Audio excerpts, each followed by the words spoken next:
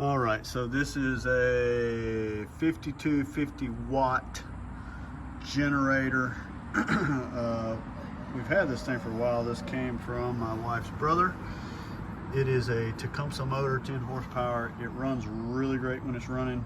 I let it sit up a little too long. Last time I got it running, we used a Japanese carburetor, and it is all kinds of jacked up. So we are about to swap it out for another Japanese carburetor because they're really cheap, and it's just an easy route to take. So we're gonna get this bad boy swapped out with another bad boy in that box. So this little piece here has got to come off, and there was a screw here and a screw here, so we're just going to go ahead and pop those off, and then this whole plate should come off the front of this thing. Just make sure you get you something to put all your pieces and parts in, don't lose them.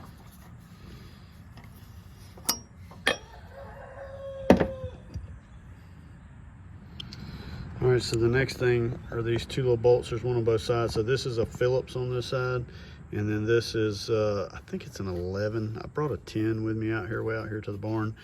I am not walking back to the house to get one, so I got a small pair of chin locks. I'm gonna bust them both loose, and they should just come apart pretty easy without having to scar up the nut. Then after that, there's some linkage on the top, what looks like a vacuum line, and then the fuel line on the other side. I did already replace, so I replaced the petcock right here, and then I replaced the filter with a new line from here back up. So all that's new, and then we're just going to get this piece right here taken off and get it all swapped out and see if we can't get this bad boy to fire up.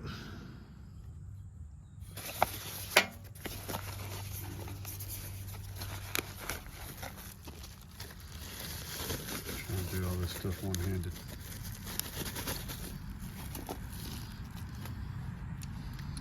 So they appear to be extremely similar. Maybe a little bit different, maybe. The way the fuel comes in, we'll have to take a look at that and see what we got going on there. But other than that, I think we got what we need.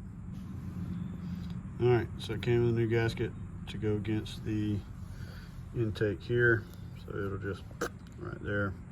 I'm gonna check on this line right here. So I know there's fuel in this thing. I wouldn't get much through that, so let's see what I got going on there before I go too much further. So it would appear that I'm wrong. I don't know if you can see that, but it ain't got no gas in it. So gotta get some fuel. Gotta get some fuel. All right, so what I've done, just got my screws, bolts, whatever you're gonna call them, back in there. I'm gonna take the gasket and just go ahead and put it on here, one-handed like such. Get my screws, push back through there. I have a tripod for this camera somewhere, so I'll have to struggle, but it's not with me, so I struggle. All right, so there, and then of course, carburetor will go back on. I'm gonna go ahead and hook up the linkage.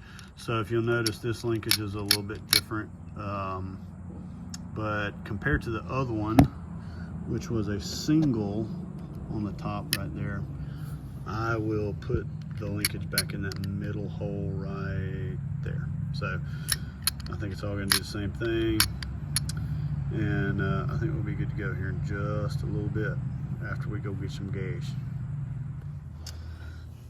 All right, so I got it installed. So choke, and then that works out pretty well. So I rerouted the fuel line. It was coming through right down in there, and it kind of squirreled its way through the motor a little bit, but if you can see it now. But so this right there is where the fuel comes in, and on the other one it came straight on the side like that. So it's kind of down at an angle A little bit worried about fuel flow, but you know, it's on a carburetor, so I guess it works. So anyhow, that is all fixed up. I've got this little plate right here I'm fixed to put back on. It's just 2 screws. Then we'll go try to round up some fuel and see if we're being successful. All right, she's all back together. That is how confident I am. I have already put the air breather back on. We'll see. Obviously, every time, make a mess. I am going to ask my lovely assistant that seems to be walking away. I'm coming back. She says she's coming back to film while I try to start. Push button. All right, so we're gonna choke. We're on. Hopefully I don't have to pull this 800 times. Ooh, sounds like I'm gonna have to pull it 800 times.